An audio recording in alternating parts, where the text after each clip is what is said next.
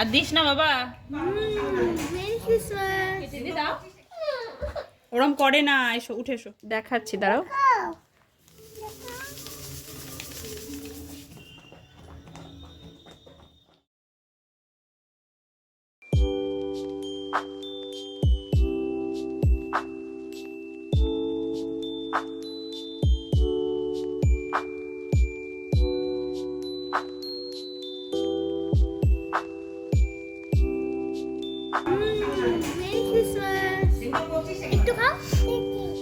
খেয়েছে, আর খাবে না। সূর্য মামা খাবে, সান্তা ক্লজের দাদু খাবে, আমি খাই।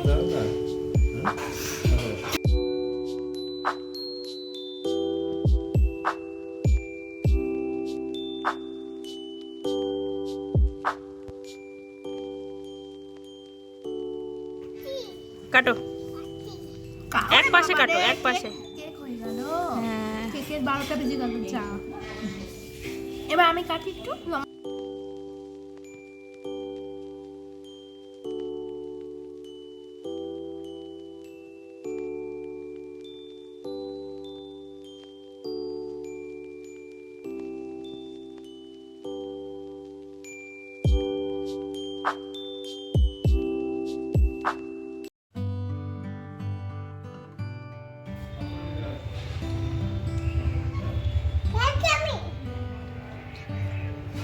খেয়েছি আমি, হাত দিও না, হাত দিস না বাবা। নড়ছে। শুভ সকাল বন্ধুরা, কেমন আছেন আপনারা সবাই? আশা করি সবাই খুব ভালো আছেন এবং সুস্থ আছেন। যে যেখান থেকে আমার ভিডিওটা দেখছেন, বড়দেরকে প্রণাম আর ছোটদেরকে অনেক ভালোবাসা জানিয়ে আমি আমার আজকের ভিডিও শুরু করছি। আর সেই সঙ্গে আমার সব বন্ধুদের জানাই মেরি ক্রিসমাস। আজকের দিনটা নিশ্চয়ই সবাই ভীষণ মজা করে কাটিয়েছেন, আনন্দ করে কাটিয়েছেন। আর আমরা আজকের দিনটা বাড়িতে থেকে একটু ভালো মন্দের মধ্যে কাটিয়েছি। আর সকালবেলায় আমার ছানাপোনা দুটি মিলে ক্রিসমাসের কেক কেটে নিয়েছে। এবছরে আর কেক বানায়নি, এবার কেকটা বাইরে থেকে আনা হয়েছে। আর সকালবেলায় চিংড়ি মাছ নিয়ে এসেছিল অনেক, তো সেই মাছগুলো দেখতেই পাচ্ছেন কেটে নিয়েছি। এবার যেটুকু আমি রান্না করব সেটুকু নিয়ে নিয়েছি, আর বাকিটুকু ফ্রিজে রেখে দিয়েছি। আর আজকে ভাবছি একটু মালাইকারি বানাবো, তো তাই একটা নারকেলও নিয়ে এসেছে বাজার থেকে। তো নারকেলটা প্রথমে কুড়িয়ে নিয়েছি, তারপর একটু মিক্সিতে পেস্ট করে নেব, তাহলে ভালো হবে। কোড়া দিলে না একটু গোটা গোটা থাকে, ভালো লাগে না খেতে, তাই একটুখানি মিক্সিতে আমি গ্রাইন্ড করে দিই। মাছগুলো খুব একটা ছোটও নয়, আবার খুব একটা বড়ও নয়। আসলে সত্যি কথা বলতে কি জানেন তো, চিংড়ি মাছটা আমার খুব একটা পছন্দের নয়, কারণ এই মাছটা এমনিতে একটু দামটা বেশি হয়। আর যে পরিমাণে দাম হয় সেই পরিমাণে খেয়ে ঠিক শান্তি হয় না, মানে মাছ কিছুই থাকে না, একটুখানা অংশ মাছ থাকে, বাদবাকি সবটাই শক্ত অংশ, মানে খাওয়া যায় না, ফেলে দিতে হয়। তাই আমার চিংড়ি মাছটা খুব একটা পছন্দের নয়। কিন্তু আমার মেয়ে আবার চিংড়ি মাছ খেতে ভীষণ ভালোবাসে। আবার আজকে আমার পুচকেটাকেও দেবো, দেখি আমার পুচকেটা চিংড়ি মাছ খায় নাকি। ওকে কোনোদিনও দিইনি, আজ প্রথম আমার সোনা বাবাকে চিংড়ি মাছ দেবো। প্রথমে বলি বন্ধুরা, যারা এখন আমার পরিবারে এসেছেন এবং আমাকে দেখছেন, আমার এই ছোট্ট পরিবারটিকে যদি ভালো লাগে তাহলে অবশ্যই আমার চ্যানেলটি সাবস্ক্রাইব করে পাশে থাকা অল বেল বাটনটা প্রেস করে দেবেন, আর একটা কমেন্টের মাধ্যমে জানাবেন যে এই ভিডিওটা আপনাদের কেমন লাগলো।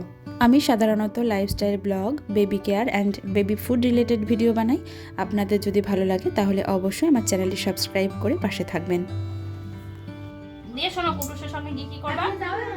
না আজ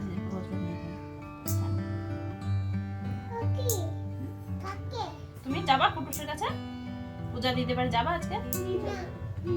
যাবা না? যাবা না? খেলবা না কুটুসের সঙ্গে গিয়ে? পূজার সঙ্গে খেলবা না গিয়ে? এই যে এই যে শোনো শোনো, আবার পূজাতে বাড়ি যাবো, আমি যাবো। শোন, আজকে আবার বাজারে নিয়ে যাবো, আজকে বাজারে নিয়ে যাবো। বাজারে নিয়ে গিয়ে কি কিনবো তোমার জন্য একটা?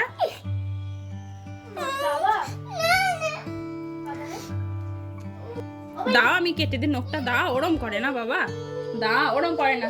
কি হলো হাতের নখগুলো কেটে দি, দাও। ওরম করে না। এসো, উঠে এসো, ওঠো। তাহলে হাপুস করি দেবো না, দি ভাইকে হাপুস করি দিগা, তোমাকে দেবো না। এরকম দুষ্টু করে না। সবাই কি বলবে দেখো বন্ধুরা, সবাই বলবে শ্রীহান বাজে।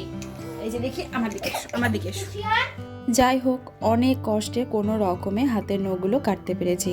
জানেন, এখন এত দুষ্ট হয়েছে আমার সোনা বাবাটা, ওকে নিয়ে কোনো কাজ করায় ভীষণ কঠিন। যেমন ধরুন, স্নান করানোর আগে তেল মাখানো, হাতের নখগুলো কাটা, তারপর মাথা আঁচড়ানো, জামা প্যান্ট পরানো, মানে ভীষণ দুষ্টু হয়ে গেছে। এগুলো করতে ভীষণ দুষ্টু করে, তো অনেক কষ্ট এগুলো করাতে হয়।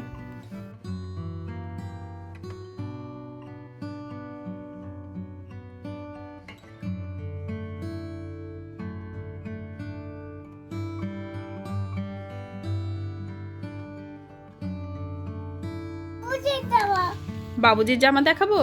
এটা কার জামা? বাবুজির? তুমি জানো এটা বাবুজির জামা? তাই বাবুজির জামাটা দেখবে? ঠিক আছে, মাথাটা আঁচড়ে দিয়ে বাবুজির জামাটা দেখাবো, ঠিক আছে? আচ্ছা, দেখাচ্ছি, দাঁড়াও, দেখাচ্ছি, দাঁড়াও, ছেড়ো দেখি। তুমি ছিঁড়তে পারো না। আমার সোনা বাবা ভীষণ আগ্রহের সঙ্গে বসে আছে, তার বাবুজির একটা ড্রেস এসেছে, তো সেটা দেখার জন্য। ড্রেস মানে এটা একটা উইন্টার জ্যাকেট অর্ডার দিয়েছিল, তো আজ এসেছে। আর ওটা ওপেনিং করার জন্য আমার সোনা বাবা একদম গভীর আগ্রহের সঙ্গে বসে আছে। তো দেখি চলুন কেমন হয়েছে আমার সোনা বাবার বাবুজির এই জ্যাকেটটা।